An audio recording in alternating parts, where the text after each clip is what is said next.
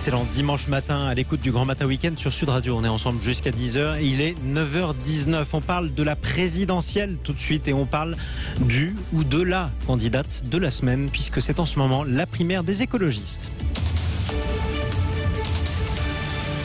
Chaque semaine, Sud Radio vous présente ou vous représente un candidat ou une candidate à la présidentielle. Cette semaine, nous avons le choix entre deux candidats puisque 120 000 sympathisants écologistes ont jusqu'à mardi pour choisir qui de Sandrine Rousseau ou Yannick Jadot sera candidat pour les écologistes. Depuis 2 ans, les Verts ont le vent en poupe, mais ils s'apprêtent à affronter la présidentielle qui leur a rarement réussi. Bonjour à vous, Noël Mamère. Bonjour. Bienvenue à vous sur Sud Radio. On ne vous présente plus, je ne vous ferai pas l'affront de vous rappeler que vous êtes écologiste, c'est une évidence. Je disais à l'instant que la présidentielle avait rarement réussi aux Verts, mais vous êtes l'exception qui confirme la règle, puisqu'à ce jour, vous êtes le seul à avoir dépassé les 5%. C'était au premier tour en 2002. Est-ce qu'en mai prochain, votre record sera battu ? Il faut le souhaiter. L'écologie pèse beaucoup plus lourd dans la société française en 2021 qu'en 2002. Vous voyez bien tout ce qui s'est passé avec les effets du dérèglement climatique, l'effondrement de la biodiversité. Tout cela se rapproche quand même très sérieusement de nous tous. On ne le voit plus simplement sur nos écrans ébahis. Et donc, je pense qu'il serait juste que l'écologie prenne une place beaucoup plus importante à l'occasion des présidentielles et que le score que j'ai réalisé en 2002 soit largement dépassé. Comment on explique que ça a été toujours la présidentielle est aussi peu réussi aux écologistes alors que par exemple aux européennes, voire aux municipales, ils faisaient de très beaux scores? La réponse est dans votre question. Les élections municipales, ce sont des élections à la proportionnelle comme les élections européennes. Ce sont des élections par liste. Vous voyez que au moment où les Allemands sont en train de voter, les écologistes pèsent beaucoup plus lourd dans le système institutionnel parce qu'il y a la proportionnelle et parce qu'à partir de cela, on peut créer des coalitions, ce qui est extrêmement compliqué dans notre système électoral puisque nous sommes un système uninominal majoritaire à 2 tours. C'est ça, exactement. Les Verts qui sont à 18% dans les sondages pour les élections fédérales en Allemagne.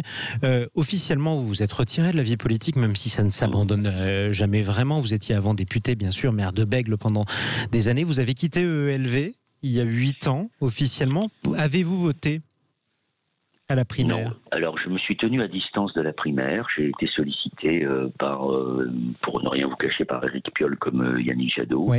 Je leur ai dit que je souhaitais me tenir à distance, ne pas me mêler de la primaire pour préserver, si je puis dire, la voix que je pourrais apporter lors de la campagne. Et donc, je me mettrai à la disposition, si on me le demande, de celle ou de celui qui emportera la primaire. Je reste en effet écologiste. Bien sûr. Et je pense que plus que jamais, nous avons à montrer l'efficacité et la pertinence de notre projet de société. Du coup, les écologistes ont le choix entre Yannick Jadot, évidemment, et Sandrine Rousseau. Les différents sondages qui testent les deux pour le premier tour de la présidentielle donnent Yannick Jadot à 6% et Sandrine Rousseau à 2%. Pourquoi un tel écart ? Parce que Sandrine Rousseau n'est pas connue. Yannick Jadot fréquente les médias depuis déjà pas mal de temps. On commence à la connaître, ceci dit, Sandrine Rousseau. Mais je trouve que c'est très bien. Je trouve que ça montre que dans le parti écologiste, en tout cas dans la mouvance écologiste, parce que, comme vous l'avez dit dans votre introduction, ce ne sont plus 15 000 électeurs aujourd'hui, comme de mon temps. 120 000. 122 000.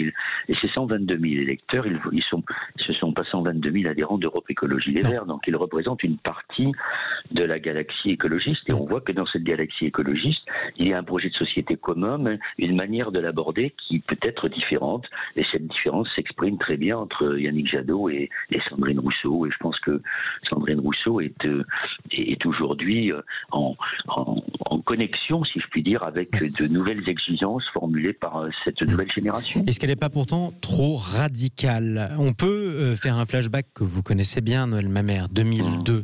Vous aviez perdu à la primaire des écologistes, même si elle était fermée. C'était Alain Lipitz, plus radical que vous, qui avait été choisi. À la fin, en catastrophe, il a dû se retirer. Vous l'avez remplacé. Si Sandrine Rousseau allait choisir cette année, est-ce qu'il ne peut pas lui arriver la même chose et qu'on rappelle Yannick Jadot au dernier moment en catastrophe ? Écoutez, moi je ne sais sais pas ce que veut dire la radicalité, mais lorsque j'ai fait campagne en 2002, puisque vous le rappelez, j'ai quand même proposé la légalisation contrôlée du cannabis, le droit de mourir dans la dignité, le vote à 16 ans. Tout cela apparaissait complètement extravagant. Ça ne m'a pas empêché de faire plus de 5%. Donc est-ce que je suis radical, ou est-ce qu'on est radical, ou je ne sais quoi, ou gauchiste lorsqu'on marie 2 hommes dans sa mairie le 5 juin 2004 on fait ce que l'on croit juste. Et on fait avancer les choses quand on estime que la démocratie est trop fragile et trop frileuse pour les mettre en œuvre. Merci à vous, Noël Mamère, d'avoir pris la parole dans le Grand Matin Week-end sur Sud Radio. Ancien maire de Bègles, ancien candidat à l'élection présidentielle en 2002, ancien député, je le rappelle, et toujours écologiste. Chers amis, vous écoutez le Grand Matin Week-end sur Sud Radio.